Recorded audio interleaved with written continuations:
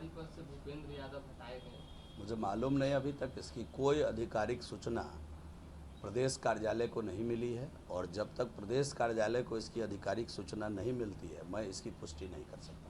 कहा जा रहा है अगले प्रभारी के रूप में धर्मेंद्र प्रधान होंगे, बिहार के आए हुए। ये भारतीय जनता पार्टी है, जो भी होंगे उनका बिहार स्वागत करेगा। शीर्ष नेतृत्व जो है हमारा भारतीय जनता पार्टी का, उनका जो भी निर्णय है पार्टी सराखों पे लेके चलती है और उसी निर्णय के आधार पर आगे काम करती है। मंत्रिमंडल के विस्तार को लेकर के कहा जा रहा है कि फेरबदल होगा, क्या?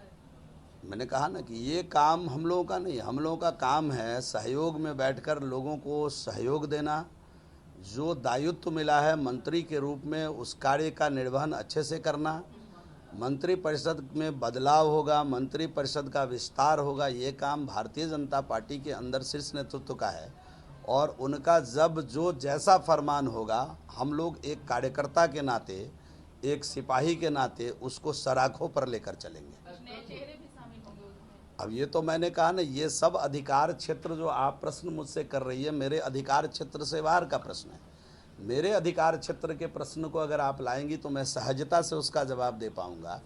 ये सभी के सभी प्रश्न हमारे शीर्ष नेतृत्व का प्रश्न है, उसका जवाब मैं नहीं दे सकता।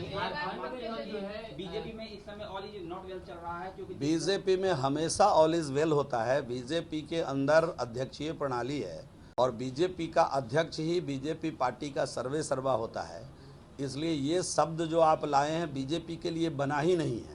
बीजेपी में ऑलवेज ऑल इज वेल है, इसी फार्मूले पर बीजेपी चल रही है। झारखंड में कल जो है छापे पड़े IAS ऑफिसर है पूजा सिंघल, उनके यहाँ करोड़ों की संपत्ति मिली। जीतन राम मांझी आप लोगों के सहयोगी हैं, उनका कहना है, उनकी पार्टी के का कहना है कि यहाँ भी वैसे IAS ऑफिसर वो उनको मालूम है, वो भी बिहार के सम्मानित मुख्यमंत्री रह चुके हैं। उनके कार्यकाल में भी, उनके पूर्व के कार्यकाल में भी और वर्तमान में भी बिहार के अंदर सुशासन की सरकार चल रही है, और सुशासन की सरकार में आप सभी मित्रों को पता है कि देश के अंदर बड़े पैमाने पर इस प्रकार के भ्रष्ट अधिकारियों के खिलाफ कार्रवाई करना, छापेमारी करना बिहार में पहले से हो रहा है, और ज़रूरत पड़ी है तो उनकी सब संपत्ति जब्त करना।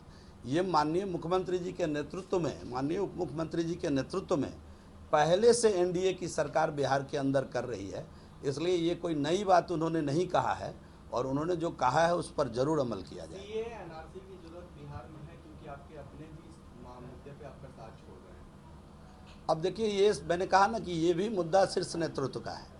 इसमें शीर्ष नेतृत्व का जैसा फरमान होगा, केंद्र की सरकार का ये मुद्दा है, ये मुद्दा बिहार का नहीं है, किसी राज्य सरकार का नहीं है।